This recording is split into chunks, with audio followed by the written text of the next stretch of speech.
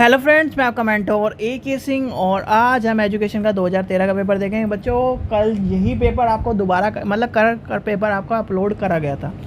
कल आपको पेपर करा भी दिया था, पता नहीं क्या टेक्निकल प्रॉब्लम आई। बच्चों, जो आवाज़ थी यानी कि वीडियो बिल्कुल बनी हुई थी, जैसे इस तरह का होता था ना कि पेन चला रहे हो, और उस टाइम पर वीडियो में आवाज़ ही नहीं थी और टाइम ज़्यादा हो चुका था। तो इस बार यानी कि आपको पता ही है कि सुबह के टाइम वीडियो बनकर आपको जब शाम के टाइम मिलती है, यानी कि आपको पूरे दिन वीडियो बनाने के बाद मैं और रितु मैडम वीडियो देते हैं, तो इस वजह से आपके टाइम आपके पास जो था वो था 6 बजे, आपको 7 बजे तक वीडियो मिल जाती है।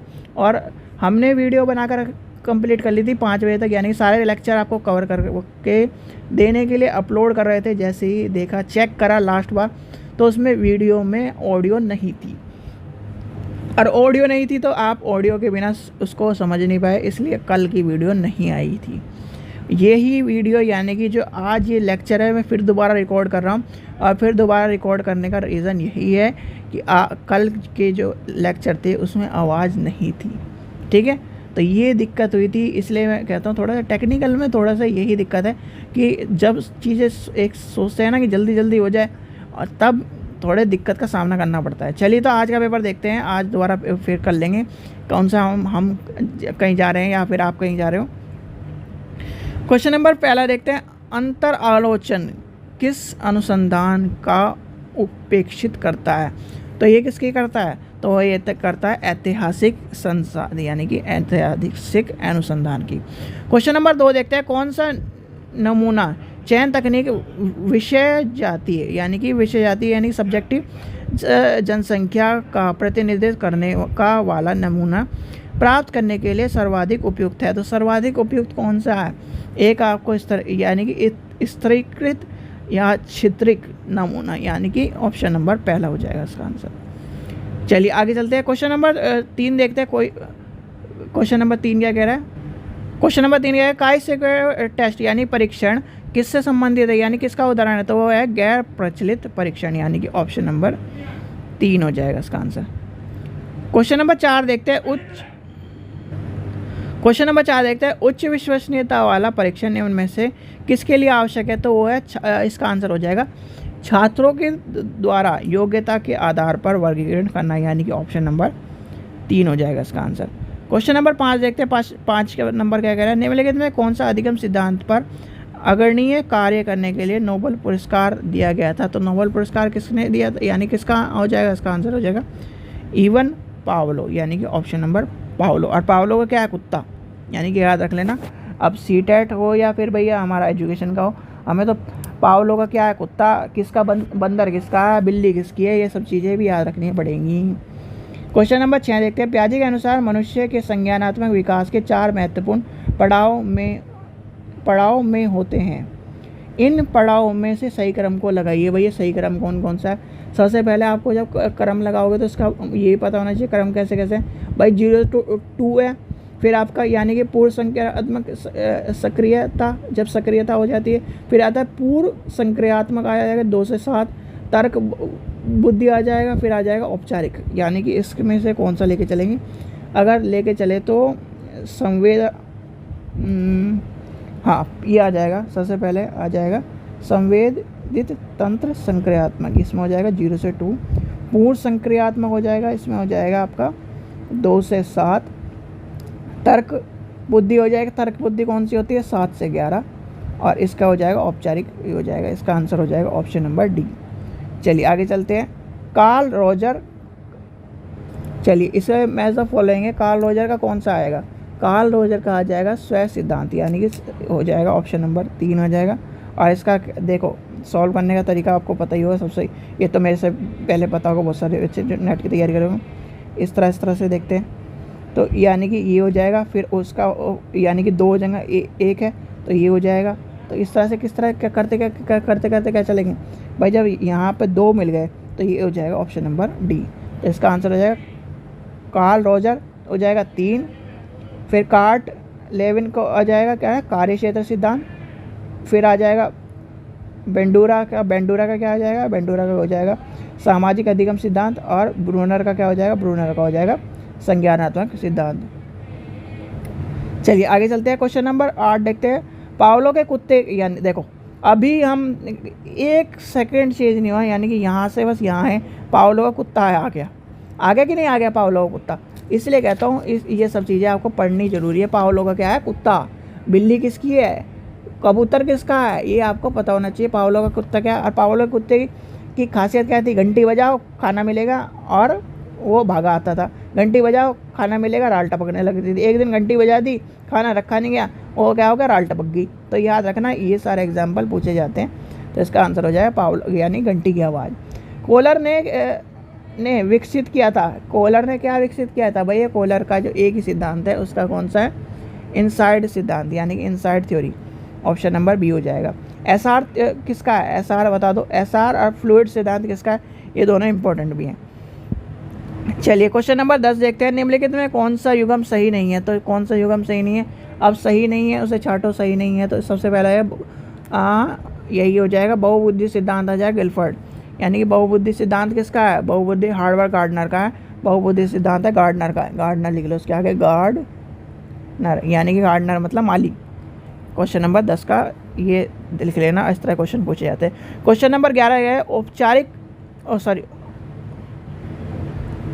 आचरण शिक्षा से संबंधित शैक्षणिक समाज शास्त्र का क्या मत है, यानी कि आचरण शिक्षा का क्या मत है। तो आचरण शिक्षा का क्या होगा, आचरण शिक्षा में नैतिक समस्याओं पर प्रत्यक्ष चर्चा होती है, यानी कि ऑप्शन नंबर डी हो जाएगा इसका आंसर। क्वेश्चन नंबर 12 देखते हैं। कोई देश, यानी कि कई देशों में आजकल रक्षा क्षेत्र को छोड़कर शिक्षा के निवेश की एकमात्र सबसे बड़ी मदद है। इस सामाजिक यानी कि औचित्य क्या है, वैश्वीकरण के अधिक शिक्षा के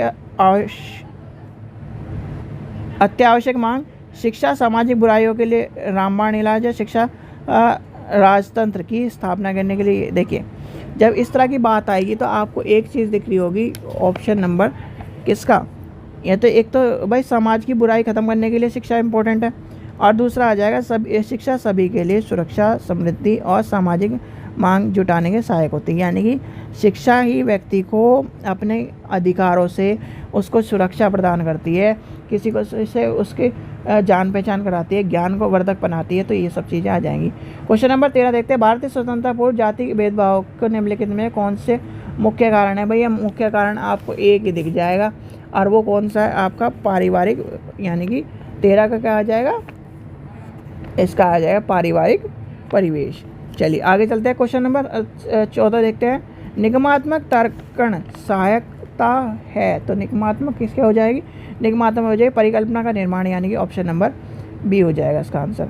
चलिए आगे चलते हैं। क्वेश्चन नंबर 15 देखते हैं। निम्न में से कौन से प्रकार यह लक्ष्य होते हैं जो नई परिकल्पना की उत्पत्ति किए जाए, यानी कि किए जाए, कि इसके आंसर क्या हो जाएगा, इसका आंसर हो जाएगा ऑप्शन नंबर सी, आगमात्मक, यानी कि आगमात्मक। और आगमात्मक और निगमात्मक ये तो सी टेट और यूपी टेट में पढ़ी होंगे आपने, यानी कि जो नेट का पेपर एजुकेशन दे रहे हैं या तो उसका सी टेट और यूपी टेट क्वालिफाई नहीं है, और वो क्वालिफाई करने के लिए पढ़ भी रहा होगा, तो क्वेश्चन ये आपको पता ही होगा।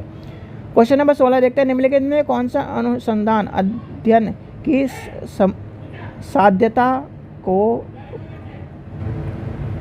तो क्या कह रहा है अगला, क्या कह रहा है आपका, इसमें जो आपका देखो जब इस तरह की बात आ जाए, जब इस तरह के क्वेश्चन आपको देखने को मिल जाए, जैसे कि ये है कि निम्नलिखित में से अनुसंधान अध्ययन की साध्यता को प्रकाशित करते हुए, यानी कि इस तरह के आ जाए, तो इसमें आपको एक चीज़ दिख रही होगी उपयुक्त सभी, यानी कि इसका जो आंसर होगा उपयुक्त सभी हो जाएगा।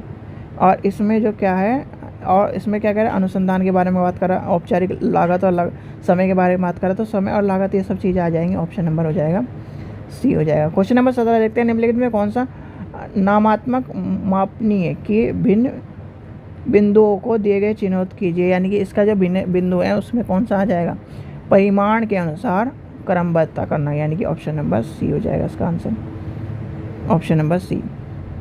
क्वेश्चन नंबर 18 क्या कह रहा है, 18 क्या कह रहा है, व्यवहारवाद पर आधारित अधिगम सिद्धांतवाद इस विश्वास करता है, यानी इन विश्वासों पर, यानी कि किस पर विश्वास करता है, इस विश्वास को मानता है, किस विश्वास को मानता है भाई, सभी प्रकार के व्यवहार हैं सीखे जा सकते हैं, यानी कि ऑप्शन नंबर हो जाएगा आपका सी, क्योंकि सभी व्यवहार, भाई आप जो चीज़ सीखना चाहते हो सीख सकते हो। क्वेश्चन नंबर 19 देखते हैं। ब्रूनर के संज्ञानात्मक विकास में 3 महत्वपूर्ण पड़ाव की पहचान करें। निम्नलिखित में से पड़ाव को सही क्रम से लगाइए। जो सबसे पहला पड़ाव कौन सा आएगा? सबसे पहला पड़ाव आएगा एंटेक, यानी कि सी आ जाएगा इसका आंसर। एनिकेटर यानी कि ऑप्शन नंबर, अनुप्रत्यात्मक प्रत्यात्मक यानी कि ऑप्शन नंबर सी हो जाएगा इसका आंसर। क्वेश्चन नंबर 20 देखते हैं। आर्मी बीटा परीक्षण उदाहरण, ये किससे संबंधित है? तो ये किससे संबंधित है? ये है आपका समूह गैर मौखिक बुद्धि परीक्षण, यानी कि ऑप्शन नंबर बी हो जाएगा। क्वेश्चन नंबर 21 देखते हैं। क्वेश्चन नंबर 21 क्या है? निम्नलिखित गर्भ विचारों का किशोर तनाव और तूफानी अवस्था, बिल्कुल सही बात है। इसमें ज्ञान अर्जित करने के लिए और उसका प्रयोग करने के लिए शिखर पे होता है। तो ये बात क्या कर रहा है? ऑप्शन नंबर, देखो दोनों सही हैं पर जो तालमेल है वो सही नहीं बैठ रहा, यानी कि ऑप्शन नंबर हो जाएगा बी। क्वेश्चन नंबर 22 देखते हैं। जिन प्रतिक्रियाओं को सीखने के लिए उपरांत संतुष्टि प्राप्त होती है उसे सीखने के लिए क्या करते हैं? तो यानी कि इसका क्या हो जाएगा? इसका आंसर हो जाएगा प्रभाव का नियम, यानी कि प्रभाव का नियम हो जाएगा इसका आंसर। चलिए क्वेश्चन नंबर 23 देखते हैं। क्वेश्चन नंबर 23 क्या कह रहा है? सेपरेशन का प्रकार विज्ञान किस, यानी कि व्यक्ति के किस पक्ष की ओर आधारित होता है? जो इसकी जो बात कर रहा है, यानी कि इसमें आपको एक चीज़ देखी होगी, रुचि, यानी कि जो प्रकार व्यक्ति के किस पक्ष की ओर आधारित है, तो इसका आंसर हो जाएगा ऑप्शन नंबर पहला। तो इस तरह के क्वेश्चन अब इसमें नेट में आपको देखने के लिए मिलते।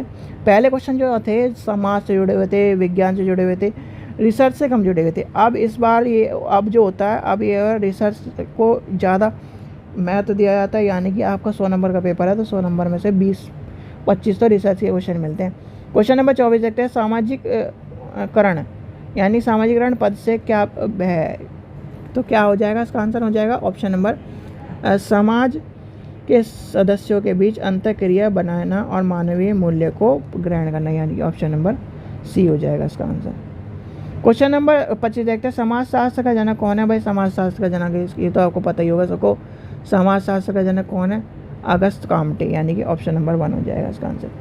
क्वेश्चन नंबर 26 देखते हैं। निम्नलिखित में कौन सा श्रेणी या स्कूल में सामाजिक कार्य की पूर्ति के लिए स्वस्थ वातावरण होना आवश्यक है? भाई उसका आंसर क्या हो जाएगा? ये हो जाएगा प्रत्यंत एवं अज्ञान के बीच समझौते करने वाले प्रजातंत्र, यानी कि ऑप्शन नंबर बी हो जाएगा इसका आंसर। क्वेश्चन नंबर 27 देखते हैं। निम्नलिखित में कौन सा अनुसंधान संबंधित प्रतिज्ञात्मक से आप सहमत नहीं हैं? तो सहमत नहीं है तो इसका आंसर क्या हो जाएगा? ऑप्शन नंबर सी हो जाएगा। अनुसंधान मात्रा क्रमिक उपलब्ध है, यानी कि ऑप्शन मात्रा में वही कह रहा है जैसे सीटेट में केवल वाली बात आ जाती है, वही यहाँ पर मात्रा के आत्मा कर दिए। क्वेश्चन नंबर 28 देखते हैं। निम्नलिखित में कौन सा गैर प्रचलित परीक्षण है? तो गैर प्रचलित इसमें कौन सा आ जाएगा? इसमें आ जाएगा आपका ऑप्शन नंबर सी, मध्य परीक्षण, यानी कि ऑप्शन नंबर सी हो जाएगा। क्वेश्चन नंबर 29 देखते हैं। किसी मापक यंत्र की वैधता और विश्वसनीयता का निम्नलिखित कौन सा? देखो जहाँ पर भी वैधता और जो विश्वसनीयता की बात आ जाए तो ये ध्यान रखना, वैधता और विश्वसनीयता की जब बात आ जाती है, वैधता परीक्षण विश्वसनीयता की आवश्यक होती है, यानी कि ऑप्शन नंबर हो जाएगा डी। क्योंकि वैधता, आपने कोई जो क्वेश्चनियर बनाया और उसकी वैधता और विश्वसनीयता नहीं है तो बिल्कुल बेकार है, कोई भी यूटिलिटी यानी उसकी उपयोगिता नहीं है। क्वेश्चन नंबर 30 देखते हैं। व्यवहारवादी विचारधारा के अनुसार एक अध्यापक होता है, तो व्यवहारवादी जब विचारधारा के अनुसार अध्यापक क्या होता है? तो वो होता है उच्च अधिगम परिस्थिति का निर्माण, यानी कि उच्च अधिगम परिस्थिति का निर्माण करता है। सीखने का समाजशास्त्र के प्रतिपादक कौन है? यानी कि सीखने के समाजशास्त्र सामाजिक सिद्धांत के प्रतिपादक कौन है जो समाज की बात करते हैं? तो इसका आंसर हो जाएगा आपका थॉर्नडाइक, यानी कि ऑप्शन नंबर पहला हो जाएगा इसका आंसर। चलिए आगे चलते हैं। चलिए क्वेश्चन नंबर ऊपर चलते हैं। अभ्यास के नियम द्वारा छात्रों में विकसित होता है, तो क्या होता है? भाई अभ्यास का नियम किसका है? पहले तो आपको ये पता होना चाहिए। अभ्यास का नियम समस्या समाधान क्षमता की बात करता है, और अभ्यास का नियम है किसका? ये बताओ, अभ्यास का जो नियम है वो है किसका? ये आपसे क्वेश्चन पूछा जा चुका है, तो अभ्यास का नियम कहाँ गया? अभ्यास का नियम आपको पता होना चाहिए। क्वेश्चन नंबर 33 देखते हैं। निम्नलिखित में किन विद्यार्थियों के अध्यापक के ध्यान देना चाहिए, जो अध्यापक को जो ध्यान देना चाहिए वो किसके ऊपर ध्यान देना चाहिए, मंद गति से सीखने वाले बच्चों के ऊपर। क्योंकि देखो स्लो लर्नर के ऊपर सबसे ज़्यादा ध्यान देना चाहिए, हाई लर्नर तो अपने आप सीख ही लेता है, मीडियम लर्नर के ऊपर क्लास चलती है और सबसे ज़्यादा जो ध्यान दिया जाता है यानी एक्स्ट्रा जो ध्यान दिया जाता है मंद गति वाले सीखने वालों के ऊपर ध्यान दिया जाता है। क्वेश्चन नंबर 34 देखते हैं, निम्नलिखित में कौन सी घटना नकारात्मक पुनर्बल का उदाहरण, नकारात्मक पुनर्बलन का उदाहरण क्या हो जाता है, नकारात्मक पुनर्बल पुरस्कार को रोक लेना, यानी कि ऑप्शन नंबर डी हो जाए, सॉरी बी हो जाएगा इसका आंसर। क्वेश्चन नंबर 35 देखते हैं, 35 क्या कह रहा है, व्हील चेयर पर आने वाले बच्चे को क्या होना चाहिए, व्हील चेयर पर आने वाले बच्चे को क्या होना चाहिए, ये है नियमित स्कूल से गैर शिक्षण वाले विद्यार्थियों के साथ जाना चाहिए, यानी कि समावेशी की बात कर रहा है और समावेशी में मिक्स एजुकेशन की बात कर रहा है। क्वेश्चन नंबर 36 देखते हैं, स्कूल एक लघु समुदाय लघु समाज, इस कथन के संबंध में लघु समुदाय और समाज के बारे में पूछ रहा है। तो पहला क्या कहता है, समुदाय से अभिप्राय स्वतंत्रता है, समुदाय से अभिप्राय सभी के साथ समान व्यवहार है, समाज में अभिप्राय है कि सभी के शैक्षणिक और रोजगार संबंधी समान अवसर मिले, समाज से अभिप्राय नियंत्रण है। तो इसका आंसर हो जाएगा ऑप्शन नंबर डी, यानी कि 1 और 4। ठीक है, चलिए आगे चलते हैं। क्वेश्चन नंबर 37 देखते हैं, व्यक्तिगत विभेद को कोई महत्व नहीं देता, तो कौन महत्व नहीं देता, व्यक्तिगत भेद की बात कर रहा है। तो एक नाम आपको दिख रहा होगा आदर्शवाद, यानी कि आदर्शवाद और यथार्थवाद दोनों याद कर लेना, बहुत क्वेश्चन आते हैं। क्वेश्चन नंबर 38 देखते हैं, सामाजिक वर्ग के लिए मूल कसौटी क्या है, तो वो क्या है, वो आ जाएगी आपकी स्टडी, यानी कि तो क्या हो जाएगा आपका, हो जाएगा ऑप्शन नंबर इसका हो जाएगा बी। और स्टडी देख लो, स्टडी में जब आप करोगे तो इसमें आदर्शवाद व्यवहारवाद ये आपको मिलेगा, प्रकृतिवाद और व्यवहारवाद तो ये आपको पता ही है भाई। प्रकृतिवाद क्या कहता है, प्रकृति सब कुछ बना है। आदर्शवाद और यथार्थवाद में थोड़ा सा ये होता है, ये एक तो एक कहता है कि क्या ना सब कुछ जो है वो वैसा का वैसे ही रहेगा, चेंज नहीं होगा, तो इस चीज़ का ध्यान रखना। चलिए आगे चलते हैं। क्वेश्चन नंबर 39 देखते हैं, एक उपलब्धि परीक्षण के आधार पर एक अध्यापक राम श्याम और दैनिकों क्रम से प्रथम द्वितीय तृतीय देता है, तो वो किसका उदाहरण है। तो प्रथम द्वितीय तृतीय की बात आ जाए तो आपको एक चीज़ दिख रही होगी, वो है आपका क्रम सूची। भाई क्रम ही तो दे रहा है कि नहीं, तो क्रम सूची मापन। क्वेश्चन नंबर 40 देखते हैं, यदि 10वीं की कक्षा में विद्यार्थी विज्ञान के विषय में लिए गए टेस्ट को बहुत सरल समझता है और अधिकतम उसमें अच्छे अंक प्राप्त कर लेता है, तो क्या आ जाता है भाई, वो जब इस तरह की बात आ जाएगी तो वो दिए यानी कि इसका आंसर हो जाएगा, ऑप्शन हो जाएगा डी, दाईं ओर को झुका हुआ होगा, यानी कि विषय के ऊपर। क्वेश्चन नंबर 41 देखते हैं, मुझे एक बालक दे दो। भाई ये क्वेश्चन तो आपको पता ही है, कितनी बार आ चुका है, सीटेट में क्वेश्चन आ चुका है। मुझे एक बालक दे दो, मैं उसे क्या नाम कुछ ही बना दूंगा, यानी कि अब ये कौन कहता है, क्या डॉक्टर इंजीनियर सब कुछ बनाने के लिए बात कौन करता है, वो करता है वाटसन, यानी कि ऑप्शन नंबर हो जाएगा डी। क्वेश्चन नंबर 42 देखते हैं, व्यवहारवादी की अवधारणा सबसे पहले किसने दी थी। व्यवहारवादी की अवधारणा सबसे पहले किसने दी थी, वो थी आपके J.B. वाटसन, यानी कि दोनों के ऊपर, यानी कि देखो क्वेश्चन में इतना भी एग्जामिनर ने इतना भी नहीं करा कि अगला क्वेश्चन के कोई से अलग का दे दे। वाटसन ये होता है नेट में ओल्ड पेपरों का मैथ।